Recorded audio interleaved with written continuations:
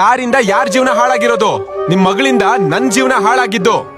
ನಿಮ್ಮಿಂದ ನನ್ ಕುಟುಂಬನೇ ನನ್ನ ಬಿಟ್ಟೋಯ್ತು. 15 ಲಕ್ಷ ಸಾಲ ತಗೊಂಡು ಆರಾಮಾಗಿ ತಿರುಗ್ತಾ ಇದ್ದೇನೆ ಅಂತ ಹೇಳಿದ್ರಲ್ಲ, ನಿಮ್ ಮಗಳು ಬೇಕಾ ಬಿಟ್ಟಿ ಖರ್ಚು ಮಾಡಿದ್ದಕ್ಕೇನೆ 15 ಲಕ್ಷ ಸಾಲ ಮಾಡ್ಕೊಂಡು ನಿಂತಿರೋದು.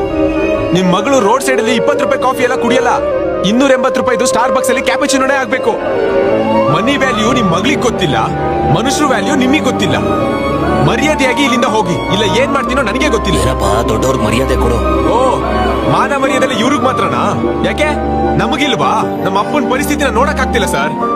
ನಾಳೆ ಅವ್ರ ಮುಂದೆ ಯಾವ ಮುಖ ಇಟ್ಕೊಂಡು ನಿಂತ್ಕೊಳ್ಳಿ?